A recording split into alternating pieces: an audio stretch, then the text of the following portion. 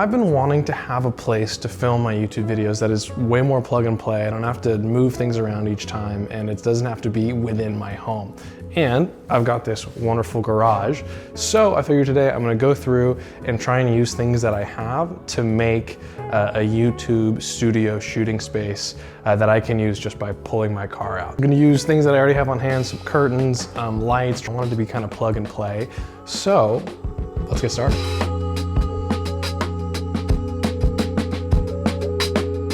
Have kind of this angle here. I'm gonna clear all this stuff out and hang up some curtains there on the wall. I have this little card table already that I'll kind of set up behind with these brown chairs, bring in like a practical light from upstairs, and then hang a fixture off of this here so they can kind of stay always put, and then put an edge light over here in this corner. So in here, I've got some old curtains from the last place I lived. These were just cheap Amazon curtains. I think I can hang them up on that wall and make an interesting backdrop out of it.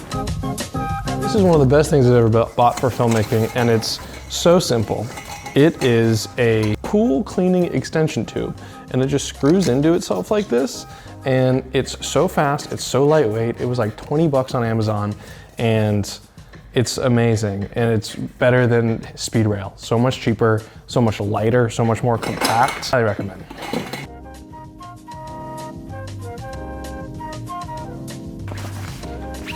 All right, what do you think? Is it gonna work? I hope so. Table, and then chair here, and then that way, if I sit there and we have a little bit of a tighter angle, I don't mind if there's some spill on the sides. I made the mistake of buying the longest Carlinis you've ever seen, and I bought 6 of them, like a freaking idiot. Nice, this is on here, good and solid. That's not going anywhere. There's way heavier shit on this rack than that clamp and the light that's gonna go on here, so I feel good about that. Oh yeah. So this is kind of what I got going on. I got a big soft source up over here, got the kicker over there. I'm gonna tweak it a little bit. I have the little viewer here, which is super important.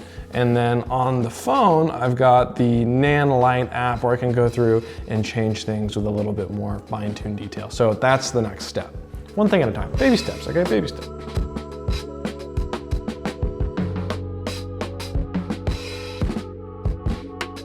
Something like this. Could work, could work, could work. Now this is interesting. Get some symmetry going on, but I kind of want the curtains to go fully off to the side. It doesn't hide that it's a garage, but maybe that's part of the charm. All right, so this is kind of where I've gotten now, and then I have my lovely assistant who's gonna pull the negative to the bounce. You can go for it. Who lets you do anything? But that looks pretty good. That actually looks great. I like the bounce a lot. So I just want to show you briefly what we got going on here. We have our curtains. I decided I actually like them parted. We have our 120B up on a Carlini coming off of our C-stand, which is always super handy. It's on 1%. Got my light from my office. Got a plant from the hallway. And then we got the 300 up on the Carlini up there.